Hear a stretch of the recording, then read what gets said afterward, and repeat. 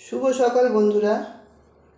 আমার সব বন্ধুরা, ছোট বড় বন্ধু যে যেখানে আছো, সবাই আশা করি সবাই ভালো আছো। আজকে তোমাদের সামনে একটা আমি নতুন টিপস নিয়ে এলাম। জানি না তোমাদের কতটা কাজে লাগবে, কিন্তু তোমাদেরকে তাও এটা শেয়ার করছি। সামনে রান্না পুজো আসছে, তারপরে পুজো আসছে।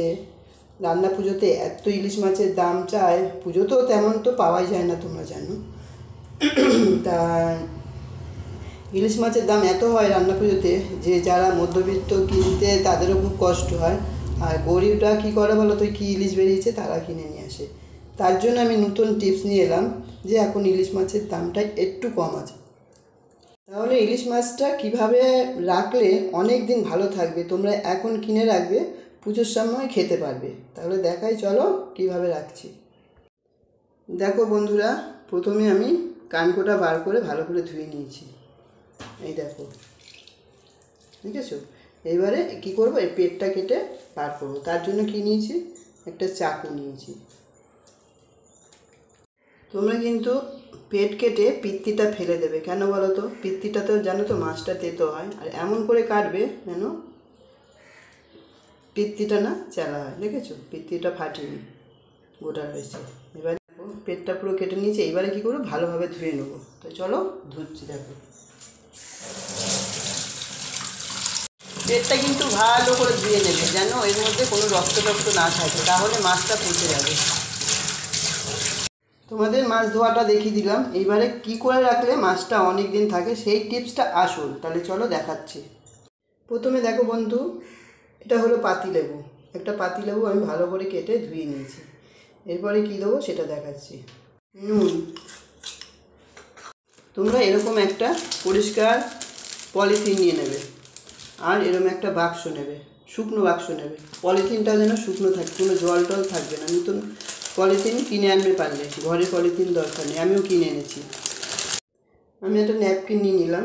টিস্যু হলে খুব ভালো হয়, কিন্তু টিস্যুটা ফুরিয়ে গেছে, আনা হয়নি, তাই তোমাদের সঙ্গে দেখাতে পারলাম না। তোমরা এইটা দিয়েও করতে পারবে। চলো, প্রথমে আমি নুন নিলাম। নুন দিয়ে মাছটাকে ভালো করে মাখিয়ে রাখবো। দিয়ে মাছটা নুন মাখিয়ে রাখছি কেন বলো তো, মাছের গায়ে তো একটা জল থাকে, সেই জলটা যেন না থাকে, জলটা পুরো বেরিয়ে যায়। এবারে আমি কি করবো, মাছটাকে 5 মিনিটের জন্য রেখে দেবো নুন মাখিয়ে। দেখো বন্ধুরা, নুন মাখানো হয়ে গেছে। আর দেখো, থালাটা পুরো শুকনো রেখেছি। তাহলে দেখাচ্ছি কতটা জল বেরোয়। আমি 5 মিনিট বাদে এসে তোমাদের সঙ্গে সেটা দেখাবো।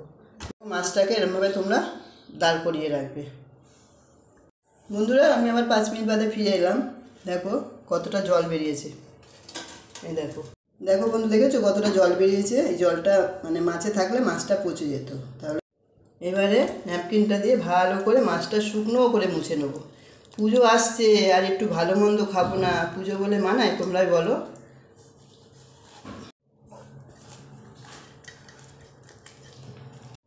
পুজো মানেই অনিয়ম, পুজো মানেই ভালো মন্দ খাওয়া। দেখেছো বন্ধুরা, ভালো করে মাছটা শুকনো করে মুছে নিয়েছি, কোথাও একটু জল নেই। এরপর আমি কী করবো বলো তো, যে লেবু কেটে রেখেছিলাম, পাতিলেবু, এটা আবার গায়ে ঘষবো আর ভেতরে একটু রসটা দেবো।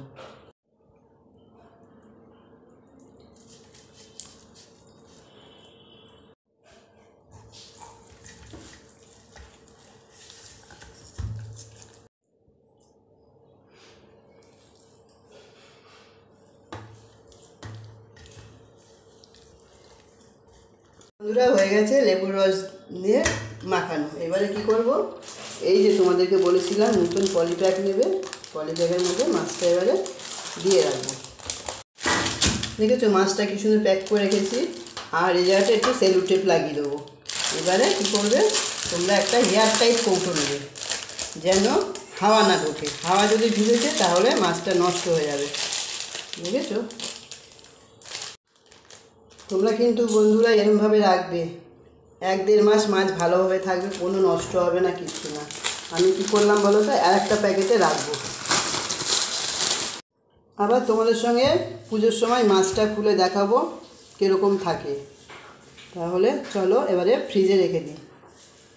বন্ধুরা, তোমরা যদি এরকম ধরনের ভিডিও দেখতে চাও, আমাকে তোমরা কমেন্টে জানিও, আমি চেষ্টা করব তোমাদের সঙ্গে শেয়ার করার। টাটা, চলো আবার তোমাদের সঙ্গে পরে দেখা হবে।